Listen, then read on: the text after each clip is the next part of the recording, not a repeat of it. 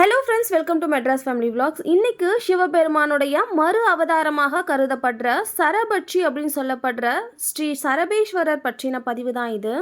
இரண்யனை கொன்று அவனுடைய இரத்தத்தை உட்கொண்டதால் அவனுடைய ஆணவம் இவரோட சேர்ந்ததாகவும், அது மட்டும் இல்லாம இரண்யனை கொன்றதால் பிரம்மஹஸ்தி தோஷம் நரசிம்மருக்கு வந்து சேர்ந்து விட்டதாகவும், அதோட பிரதிபலனா கோபம் தணிவதற்கு பதிலா கோபம் அதிகமாயிட்டு கர்ஜனை செய்து கொண்டே அண்ட சராசரங்களையும் நடுங்க வச்சிருக்காரு.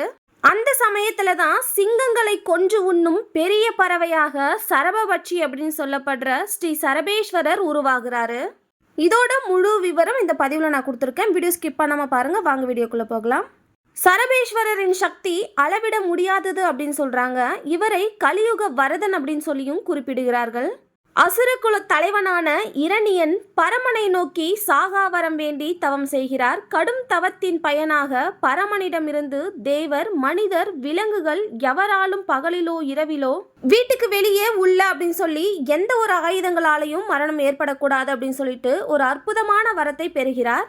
இரண்யனை எதிர்கொள்றதுக்கு யாருமே கிடையாது. இந்த மாதிரி ஒரு சுச்சுவேஷன்ல தன்னைத்தானே கடவுள் அப்படின்னு சொல்லி கூறிக்கொண்டு தன்னையே கடவுளாக வணங்க வேண்டும், மற்ற யாரையும் தெய்வமாக தொழக்கூடாது அப்படின்னு சொல்லி கொடுமையான ஆட்சி செய்கிறார். அந்த சமயத்துல பிறந்த குழந்தை தான் பிரகலாதன். தன் தாயின் வயிற்றில் இருக்கும் வேளையிலேயே நாரத முனிவர் மூலம் திருமால் உபயாசம் கேட்டு சிறந்ததொரு பரந்தாமன் பக்தனாய் பிறந்தவர் தான் பிரகலாதன். எந்த நேரமும் நாராயணன் நாமம் சொல்லிக்கொண்டே வளர்கிறார். இதனை கண்ட இரண்யன் கடும் கோபம் கொண்டான். எவ்வளவு சொல்லியும் தன் நாமம் சொல்லாத பிரகலாதனை தன் மகன் என்றும் பாராமல் பல வழிகளில் அழித்திட முயல்கிறார் இரண்யன். பரந்தாமனின் அருளால் அனைத்திலிருந்தும் தப்பிய பிரகலாதனை நோக்கி, எங்கே உன் நாராயணன் என கேட்க, பிரகலாதனோ என் நாராயணன் தூணிலும் இருப்பார் துரும்பிலும் இருப்பார் அப்படின்னு சொல்றாரு. இதை கேட்ட இரண்யன் இன்னும் அதிகமாக கோவப்பட்டு அருகில் இருந்த தூணை தன் கதை கொண்டு தாக்க, அதிலிருந்து நரசிம்ம உருக்கொண்டு வெளிப்பட்டார் பரந்தாமன். இரண்யனின் வரத்தின்படியே மனிதனாகவோ தேவராகவோ விலங்காகவோ இல்லாது அனைத்தும் கலந்த கலவையாய் நரசிம்மராய் வந்தார். இரவாகவோ பகலாகவோ அல்லாது அந்தி நேரத்தில் எந்தவித ஆயுதங்களும் இன்றி தன் நகத்தை கொண்டு வீட்டின் உள்ளும் இல்லாது வெளியும் இல்லாது வாசற்படியில் வைத்து இரண்யனை வதம் செய்கிறார் பரந்தாமன். அசுரனின் குருதி குடித்ததால் மதிமயங்கி ஆக்ரோஷமாகிறார். நரசிம்மத்தின் கோபம் தணிக்க வேண்டி தேவர்கள் அனைவரும் பரமனை நாட பரமன் சரபேஸ்வரர் பறவை உருக்கொண்டு வருகிறார். சரபேஸ்வரர் வந்து நரசிம்மத்தின் கோபத்தையும் தணிக்கிறார். இவ்வாறு பிரகலாதன் மற்றும் தேவர்களது நடுக்கத்தினை தீர்த்ததால் இவர் நடுக்க தீர்த்த பெருமான் அப்படின்னும் சொல்லப்படுகிறார். இந்த சரபேஸ்வரரின் தோற்றம் மிகவும் விசித்திரமானது. மனிதன், பறவை, மிருகம் மூன்றும் சேர்ந்த கலவைதான் சரபேஸ்வரர். தங்க நிற பறவையின் உடலும் மேலே தூக்கிய 2 ரெக்கைகளும் 4 கால்கள் மேலே தூக்கிய நிலையிலும் 4 கால்கள் கீழேயும் மேலே தூக்கிய வாளும் தெய்வீக தன்மை கொண்ட மனித தலையும் அதில் சிங்க முகமும் கொண்ட ஒரு விசித்திர பிறவியாக உருவாகிறார் சரபேஸ்வரர். இந்த அபூர்வ பிறவி தோன்றியதும் போட்ட சத்தத்தில் நரசிம்மர் அடங்கியதாகவும் சொல்வார்கள். சந்திரன், சூரியன், அக்னி 3 கண்களாகவும் கூர்மையான நகங்களோடும் 4 புறமும் சூழும் நாக்கோடும் காளி, துர்கா ஆகியோரை தன் இறக்கிகளாகவும் கொண்டு வேகமாய் பறந்து பகைவர்களை அழிக்கும் இந்த சரபேஸ்வரரை பட்சிகளின் அரசன் என்றும் சாலுவேஸ்வரர் என்ற திருநாமத்துடனும் குறிப்பிடுகிறார்கள். இவரின் சக்திகளாய் விளங்குபவர்கள்தான் பிரத்யங்கிரா மற்றும் சூலினி. இதில் தேவி பிரத்யங்கிரா சரபேஸ்வரனின் நெற்றிக்கண்ணில் இருந்து தோன்றியதாகவும், இவளின் உதவியுடன் தான் நரசிம்மரின் உக்ரத்தை அடக்கியதாகவும் சிவ குறிப்புகள் கூறுகின்றன.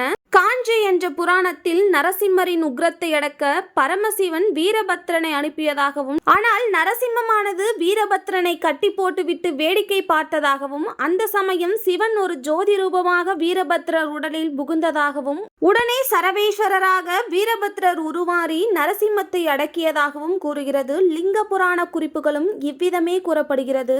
எப்படி இருந்தாலும் சரபேஸ்வரரின் சக்தி அளவிட முடியாதது அப்படிங்கிறது இந்த பதிவு மூலியமா தெரிஞ்சுக்கலாம். சத்ருக்களால் ஏற்படக்கூடிய பில்லி, சூனியம், ஏவல் இந்த மாதிரி விஷயங்கள் மட்டும் இல்லாம இவரை தரிசித்து முழு நம்பிக்கையுடன் பிரார்த்தித்து வந்தால் எல்லா விதமான நோய்களையும் தீர்த்து வைப்பார் அப்படின்னு சொல்லப்படுது. இதனாலதான் இவரை கலியுக வரதன் அப்படின்னு சொல்லியும் சொல்றாங்க. சரபேஸ்வரரை வழிபட மிக உகந்த நேரம் அப்படின்னு சொல்லி பார்த்தீங்கன்னா ஞாயிறு மாலையில் 4:30 மணிலிருந்து 6 மணி வரையிலும் நம்ம வழிபடலாம். ராகு கால நேரம் 4:30 6 மணி வரைக்கும் உகந்த நேரமா கருதப்படுது. சரபேஸ்வரருக்கென தனி தியான மந்திரங்கள் நிறைய இருக்கு. இதோட சேர்த்து லலிதா சகஸ்ரநாமம், கால பைரவ அஷ்டகம் இந்த மாதிரி ஸ்லோக செயல்களையும் நம்ம உச்சரிக்கிறது அப்படிங்கிறது கூடுதலான பலன்களை தரும். தமிழகத்தில் கும்பகோணம் அருகிலுள்ள துக்காட்சி அப்படின்னு சொல்லப்படுற ஒரு ஊர்ல விக்ரம சோழீஸ்வர ஆபத் சகேஸ்வரர் கோவில்ல தான் சரபேஸ்வரர் சிற்பம் முதலாக நிறுவப்பட்டது அப்படின்னு சொல்லி ஒரு கருத்து இருக்கு. இவ்வளோ ஏங்க, மைசூர் சாண்டல் சோப் இருக்கு இல்லையா, நம்ம ரெகுலராக யூஸ் பண்ணுற ஒரு விஷயம். மைசூர் சாண்டல் சோப் இருக்கு இல்லையா, அந்த சோப்பில் சரபேஸ்வரர் உருவம் தான் சின்னமாக பொறிக்கப்பட்டுள்ளது. இது வரைக்கும் நம்ம அதை நோட் பண்ணியிருக்க கூட மாட்டோம். இந்த பதிவு பார்க்குறீங்க அப்படின்னா கண்டிப்பாக மைசூர் சாண்டல் சோப்பில் சரபேஸ்வரரோட உருவம் இருக்கும். கண்டிப்பாக நோட் பண்ணி பாருங்க. சரபேஸ்வரரோட வரலாறு ரொம்பவே ஷார்ட்டாக இந்த பதிவில் நான் சொல்லியிருக்கேன். இந்த பதிவு உங்களுக்கு பிடிச்சிருந்தா லைக் அண்ட் கமெண்ட் பண்ணிட்டு இந்த பதிவு உங்கள் ஃப்ரெண்ட்ஸ் அண்ட் ஃபேமிலியோட ஷேர் பண்ணிக்கோங்க. நம்ம சேனலை சப்ஸ்கிரைப் பண்ணல அப்படின்னா கண்டிப்பாக சப்ஸ்கிரைப் பண்ணி வச்சுக்கோங்க. அடுத்து ஒரு இன்ட்ரெஸ்டிங்கான vlogல பார்க்கலாம். டாடா பாய்.